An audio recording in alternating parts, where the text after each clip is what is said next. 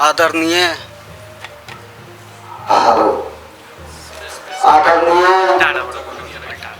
इस सभा के सभापति महोदय जी एवं इस सभा के प्रमुख अतिथि जनमत पार्टी के राष्ट्रीय अध्यक्ष वैज्ञानिक डॉक्टर सी.के. राउत जी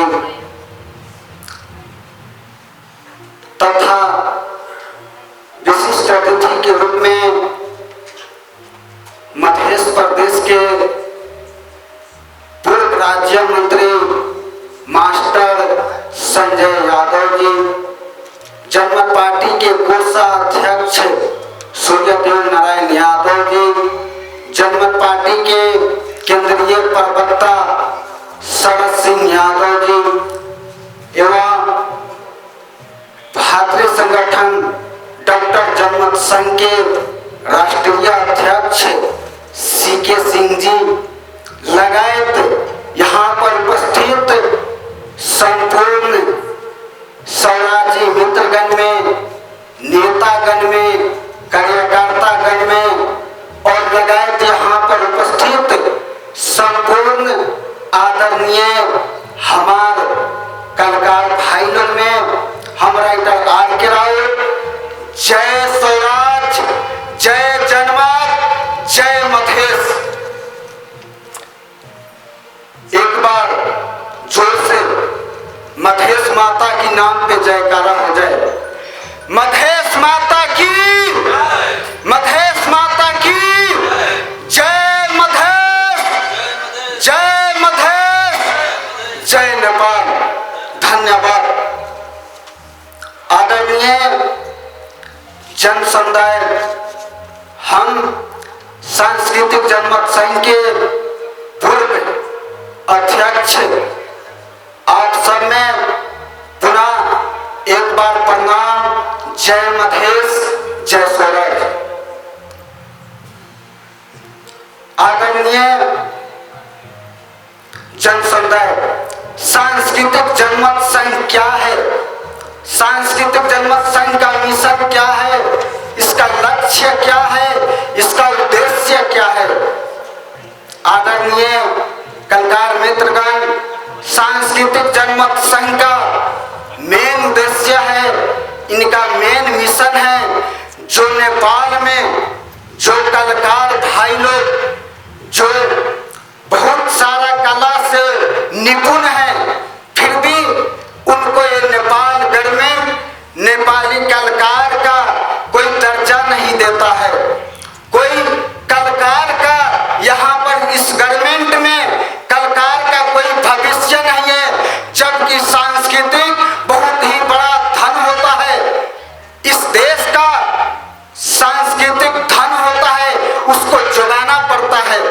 लेकिन हमारा ये जो नेपाल सरकार का रवैया है, हमने देखे हैं बहुत सारे अच्छे अच्छे प्रोफेशनल कलाकार लोग, जब उनको शूटिंग रहता है तो शूटिंग में शूटिंग करता है, जब वही उसका शूटिंग समाप्त हो जाता है तो वो लेबर में कमाने पर मजबूर है।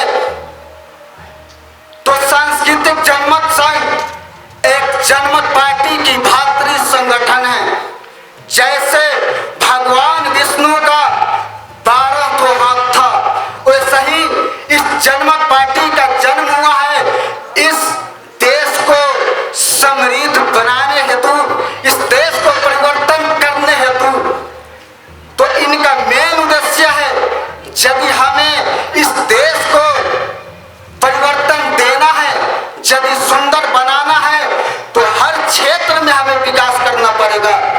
इसलिए जनमत पार्टी ने सांस्कृतिक जनमत संघ का गठन किया और नेपाल और जो पहाड़ में और मधेश में जो बहुत सारा कलाकार लोग अपनी सपना साकार नहीं कर पा रहे हैं, उसको सिर्फ मौका नहीं दिया जाता है। नहीं तो एक से एक इस देश में कलाकार है, लेकिन उसको मौका नहीं मिलता। तो देखिए, आप लोग सुने होंगे गॉड गिफ्ट इंसान होता है। गॉड गिफ्ट इंसान किसे कहा जाता है?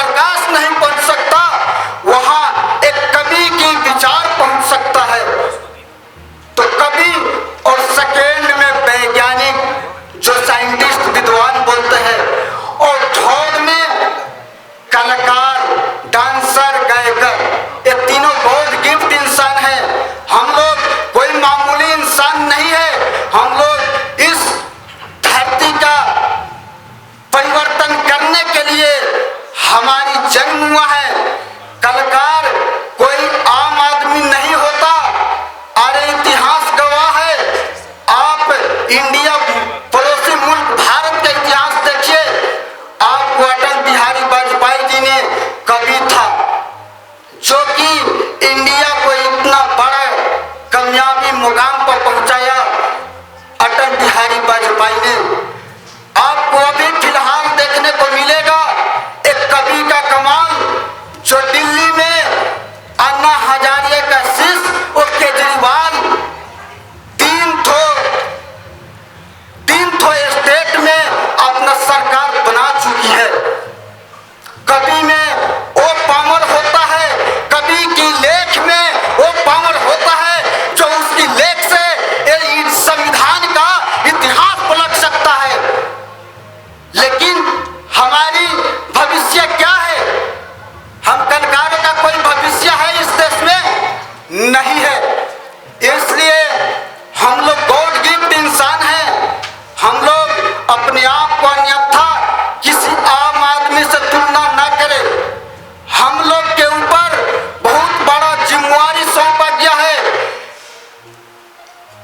कभी ही कलकार ही क्रांतिकारी का जन्म देता है। आज जनमत पार्टी को यहाँ तक पहुँचाने वाला सांस्कृतिक जनमत संघ का बहुत बड़ा योगदान है जनमत पार्टी को यहाँ तक पहुँचाने में।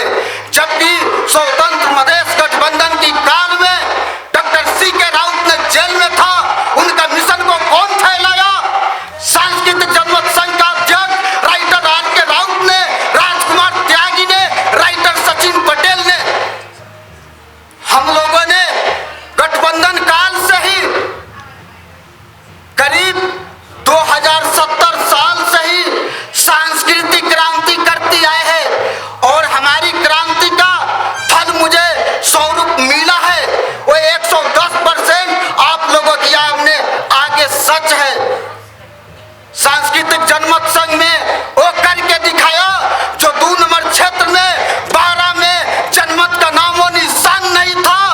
वहां पर अकेले जनमत पार्टी ने 23,500 वोट लाया। वो किसका देन है? सांस्कृतिक जनमत संघ का। सांस्कृतिक जनमत संघ वाला रात दिन वहां पर एक दिन में 6-6 ठो नाटक किया जाता था। लोगों को माइंड परिवर्तन किया गया। तो आप ये समझिए, आप एक इतिहासकारी पुरुष है, कोई आम आदमी नहीं है। कलकार गॉड गिफ्ट इंसान होता है। वैसे ही आपको मैं खुद अपना बनाया हुआ कविता मैं आप लोगों के आगे प्रस्तुत कर रहा हूँ कि क्रांतिकारियों की विद्वान तकदीर से बनते हैं तो क्रांतिकारियों शक्ति तकलीफें महसूस करने की बात बनते हैं। विद्वान तकदीर से बनते हैं तो क्रांतिकारियों सबकी तकलीफें महसूस करने की बात बनते हैं। आज ही हम क्रांतिकारी हैं साहब, कुछ जिम्मेदारियों के साथ पलते हैं, इसलिए हमेशा बदलाव लाने के प्रयास करते रहते हैं। इसलिए हमेशा बदलाव लाने के प्रयास करते रहते हैं। कोई बेचैन है रिश्ते नाते तोड़ने और निभाने में, तो कोई बेचैन है अपने परिवार को चलाने में, तो कोई बेचैन है अपनी आप की संभालने में। आज हम क्रांतिकारी हैं साहब और हम बेचैन रहते हैं उन सब की समस्याएं सुलझाने में। इतिहास गवाह है, क्रांति बगैर कोई बदलाव नहीं होता। इतिहास गवाह है, क्रांति बगैर कोई बदलाव नहीं होता। उम्र गुजर गया संघर्ष करते करते, पर हमें कोई फर्क नहीं पड़ता, हमें कोई फर्क नहीं पड़ता। और लोग कहता है कि क्रांतिकारिया कोई काम नहीं करता, कोई काम नहीं करता। हम हर किसी के तकलीफें समझते हैं, हम हर किसी के तकलीफें समझते हैं, मगर अपनी तकलीफों का किसी से जिक्र नहीं करते। कामयाबी के पीछे इस कदर भागते हैं कि अपनी ख्वाबों का भी फिक्र नहीं करते। हमसे हर किसी के उम्मीदें हैं, मगर हमारी ख्वाहिशें पूछे ये किसी का मन नहीं होता। आज कौन कहता है साहब कि हम क्रांतिकारियों की जिंदगी में कोई गम नहीं होता, कोई गम नहीं होता। पैर टूट जाए आंदोलन में हमारी, पैर टूट जाए आंदोलन में हमारी, फिर भी हौसला को बुलंद छुप छुप के रोते हैं, सबसे आंसू छुपा कर रोना पड़ता है। संघर्ष की राहों में इश्क का भी दाखिल नहीं करता, संघर्ष की राहों में इश्क का भी दाखिल नहीं करता। आज कौन कहता है साहब कि हम क्रांतिकारियों के पास कोई दिल नहीं होता, कोई दिल नहीं होता। आदरणीय जन समुदाय, हमारे कुछ दोस्तों का फरमाइश है कि जो 2073 में यहाँ पर टूडी खेल में रंगभेद विरुद्ध के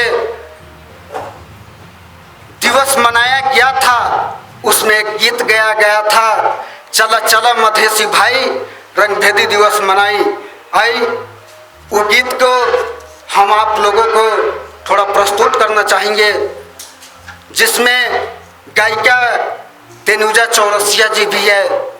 मैं तेनुजा चौरसिया जी को मंच पर आने का आमंत्रण करता हूँ। मैं